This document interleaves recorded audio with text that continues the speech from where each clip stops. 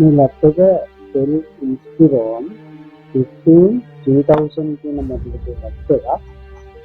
මේ ලැප්ටොප් එකේ 1 TB hard disk එකක් තියෙනවා.